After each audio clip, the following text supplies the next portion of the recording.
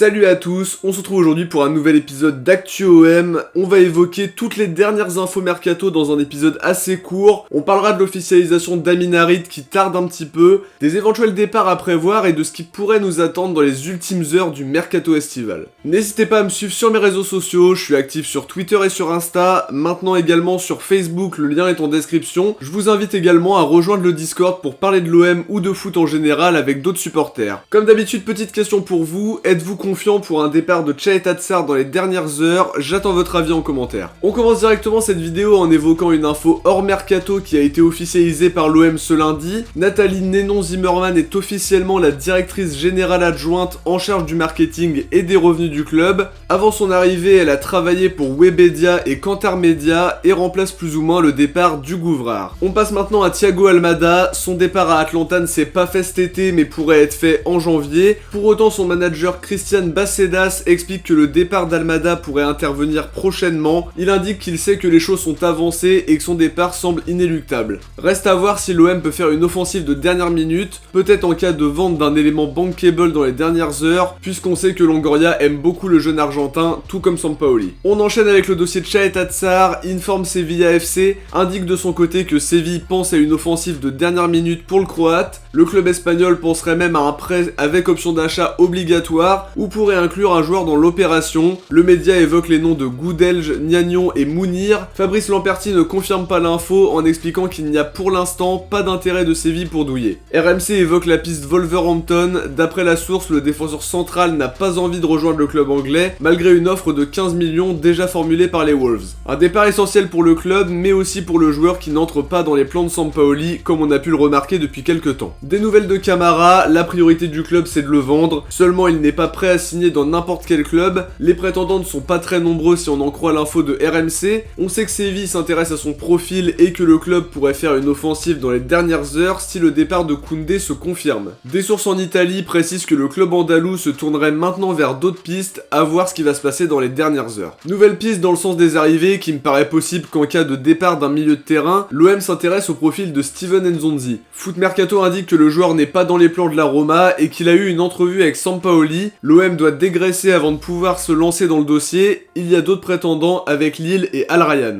On termine avec Amin Harit. Le joueur s'est entraîné avec les pros ce lundi. La Provence explique pourquoi l'officialisation prend du temps. Il faudrait un départ dans l'effectif pour éviter d'alerter la DNCG qui surveille attentivement la masse salariale du club phocéen. Le joueur aurait bien signé son contrat et le quotidien explique que le prêt est assorti d'une option d'achat. À voir si tout va se confirmer dans les prochaines heures, mais l'arrivée du joueur serait déjà bouclée même si l'officialisation tarde un peu. Maintenant sur ce qu'on peut attendre des dernières heures, on sait que Sampaoli attend des recrues pour avoir son groupe au complet. Le phocéen expliquait que des plans A et B sont ciblés, avec notamment un neuf qui peut aussi jouer sur l'aile droite. Faudra en tout cas un buteur pour épauler Milik, probablement un remplaçant sur le côté droit de la défense et des joueurs à recruter en cas de départ. En tout cas de ce qu'on a compris par les différents médias aujourd'hui, sans départ, il n'y aura pas d'arrivée. On espère que ça va se décanter demain pour avoir une dernière journée explosive. Voilà pour les dernières infos concernant l'OM les amis, on arrive à la fin de cette vidéo. J'espère qu'elle vous a plu, si c'est le cas n'oubliez pas de liker, commenter, partager et vous abonner pour ne rien louper. On se retrouve dès demain en espérant des officialisations et pour vivre cette dernière journée ensemble. Ciao, portez-vous bien et surtout allez l'OM.